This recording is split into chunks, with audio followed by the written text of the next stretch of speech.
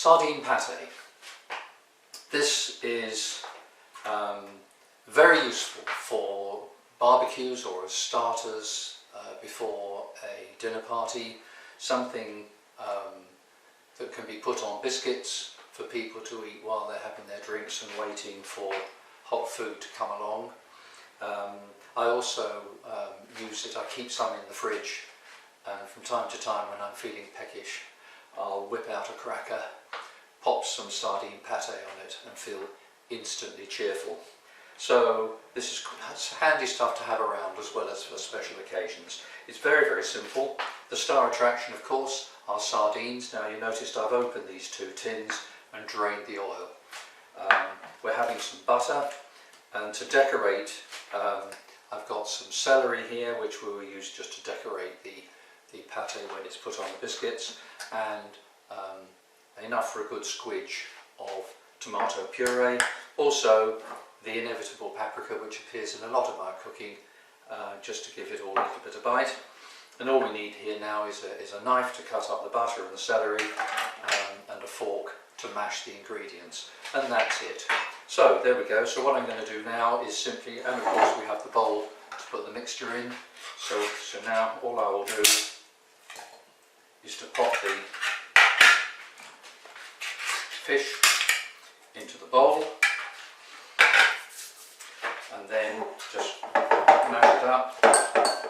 Don't go mad. I would not advocate using a blender for this sort of thing. It will make it much too smooth.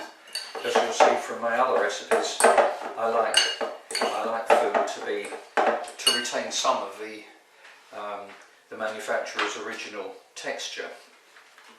So now I'm just going to put in a good squeeze of tomato puree. You can put in as much or as little as you like. There you go. And now I'm going to put in a little paprika. Now this time I'm going to put in a bit more than a pea in volume. There we go. That's about right. And we can spread that over. Sardine has quite a strong flavour, so the pepper can be a little bit generous.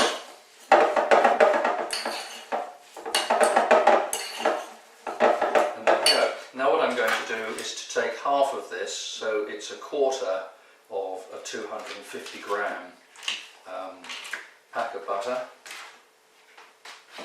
And what I'm going to do is just to cut this into pieces, into smallish pieces. This hasn't been out of the fridge for very long, so it is going to be a little bit firm. I would advocate normally leaving the butter out of the fridge for an hour or two before using it. But if we cut it up small, it's going to make it a little bit easier.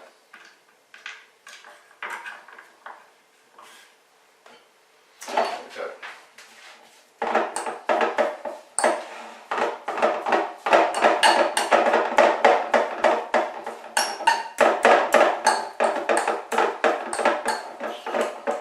Right, so we've now got the mixture. There's still sort of little traces where you can see the butter. You don't need it absolutely homogeneous.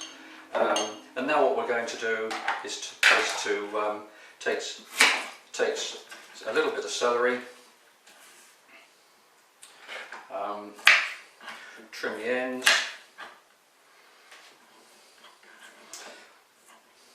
and then what I like to do is just to sort of trim it into thin strips like this, and then you can do as many of these as you want.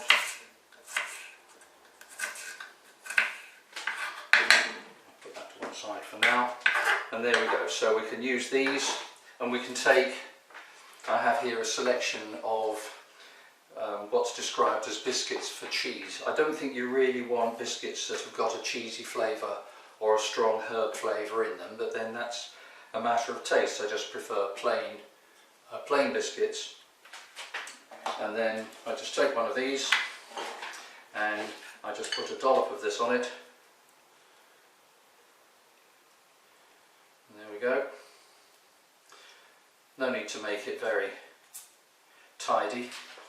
I don't like my food to look as if it's been prepared in a machine.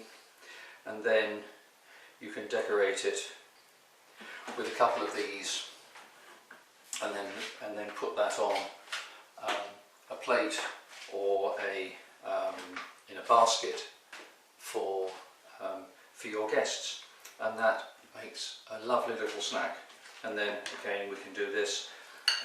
You don't necessarily want to break the biscuits up. You know, this can be served just like this. It's a little bit rustic and has a certain charm.